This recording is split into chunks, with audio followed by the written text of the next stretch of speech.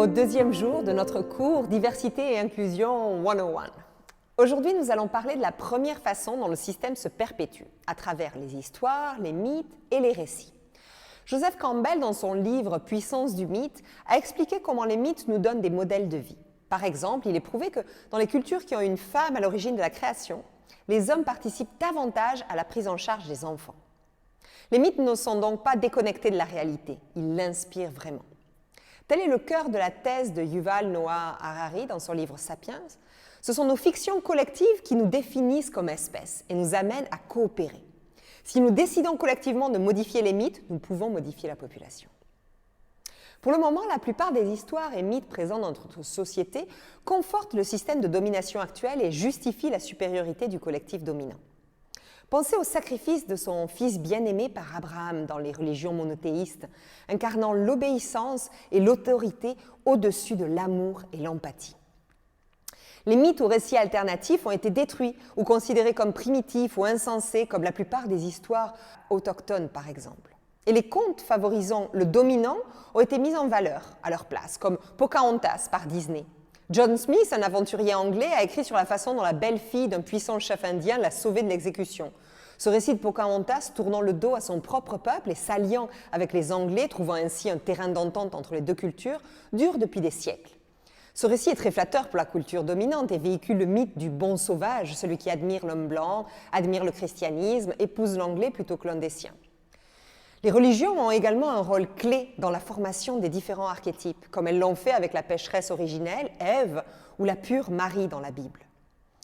La mythologie nous transmet ce qui est acceptable, le viol des Sabines comme base de la création de Rome, Zeus violant la plupart des déesses et des femmes qu'il rencontre, nous montre que le viol est un dommage collatéral du système de domination.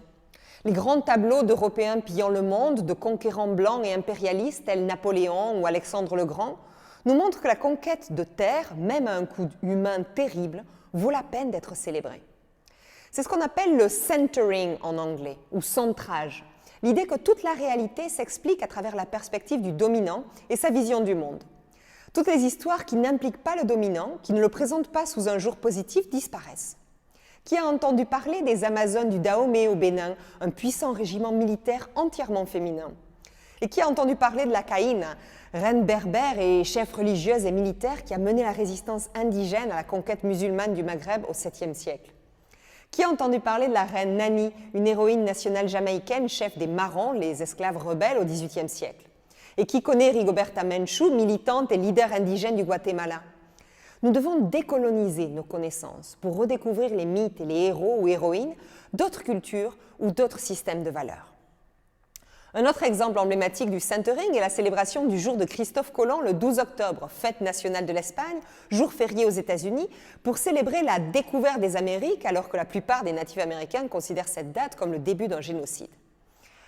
Le jour de Thanksgiving est souvent décrit comme une fête amicale entre les colons et les Amérindiens, ignorant les siècles de génocide, de racisme et de discrimination qui ont suivi. Un autre exemple de centering est que la plupart du monde, chrétien ou non, compte la date depuis la naissance de Jésus-Christ.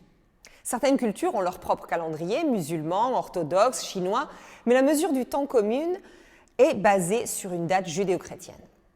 En France ou en Espagne, de nombreuses célébrations publiques reconstituent encore la victoire des chrétiens contre les musulmans. Ce récit centré est renforcé par les nouvelles que nous regardons, les films que nous voyons, les livres que nous lisons. Récemment, une auteure lesbienne française a déclaré qu'elle ne lirait plus que des livres écrits par des femmes. Cela a déclenché un tollé. Mais qu'avons-nous lu, regardé, écouté jusqu'à présent? Le financement même de l'industrie culturelle invite à raconter avant tout l'histoire des dominants. Le reste des récits est invisible, donc il n'existe pas. Le récit de la colonisation du point de vue natif américain, de l'esclavage du point de vue africain, des croisades du point de vue musulman. L'histoire du monde du point de vue des femmes, des personnes transgenres, des introvertis, des personnes autistes fait rarement l'actualité. Même lorsque l'industrie du cinéma commence à raconter les histoires de non-blancs, elle engage des acteurs blancs pour les représenter. Par exemple, Cléopâtre, la célèbre ancienne reine égyptienne, sera interprétée par l'actrice israélienne Gal Gadot, connue par son rôle dans Wonder Woman. Dans le passé, les acteurs blancs se maquillaient le visage en noir pour représenter des personnes de couleur, comme Laurence Olivier jouant le mort Othello en 1965. L'art religieux et les films blanchissent la Bible depuis des siècles. Bien que Jésus, Moïse et d'autres héros bibliques soient nés au Moyen-Orient, ils sont généralement représentés dans les peintures, les films et d'autres médias comme étant blancs aux yeux bleus, comme le David de Michel-Ange. Les écoles enseignent également une version de l'histoire dans laquelle les cow-boys blancs sont les héros, les Indiens sont les méchants et l'esclavage est une tâche mineure plutôt qu'une cicatrice permanente massive. Et nous nous souvenons de George Washington et Thomas Jefferson comme des icônes de la réussite et de la noblesse, tout en omettant de mentionner que les deux possédaient des esclaves. Les actualités à la télé sont en faveur d'une version biaisée des événements, mettant l'accent sur les manifestants blancs et les forces de l'ordre, sans se concentrer sur les communautés noires qui sont les plus touchées, jusqu'à ce que les manifestations de Black Lives Matter renversent la donne. Le rock'n'roll a longtemps été défini par le talent blanc qui s'est attribué le mérite de l'art noir. Le genre lui-même est basé sur le blues, mais il a fallu attendre Elvis Presley ou les Rolling Stones pour le populariser. C'est ce qu'on appelle l'appropriation culturelle, lorsque le dominant adopte la mode, l'iconographie, les tendances ou les styles d'une autre culture et en profite financièrement ou esthétiquement. Et les enfants apprennent à apprécier la Barbie blonde aux yeux bleus dès le plus jeune âge. Dans son discours TED, Le danger d'une histoire unique, l'auteure nigériane Chimamanda Ngozi Adichie explique comment elle a commencé à lire des histoires sur la neige et les pommes comme étant la norme, même si elle n'en avait jamais vu. Dans nos publicités, nous ne voyons pas de femmes portant le hijab ou de personnes d'origine asiatique. Dans nos villes, les statues sur les places publiques, les noms des rues nous montrent que seul le récit dominant mérite d'être reconnu. Seulement 2% des rues françaises portent le nom de femmes. Et ce n'est que maintenant que nous voyons que certaines statues sont démantelées, que certaines villes essaient d'équilibrer leur nom de rue.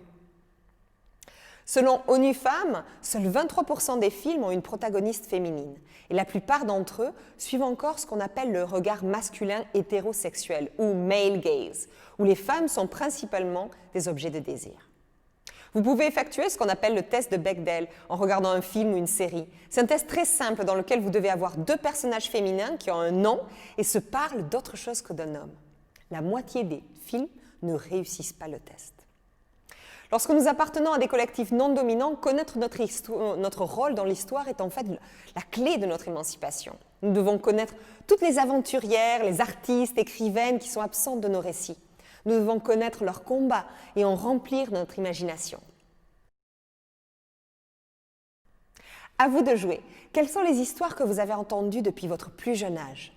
Sur d'autres groupes, sur d'autres religions, d'autres pays, d'autres classes sociales? Qu'est-ce qu'elles racontent? Quelles sont les histoires qui ne sont pas racontées? Et comment essayez-vous de diversifier les histoires que vous regardez, que vous lisez, les chansons que vous écoutez? Bonne réflexion!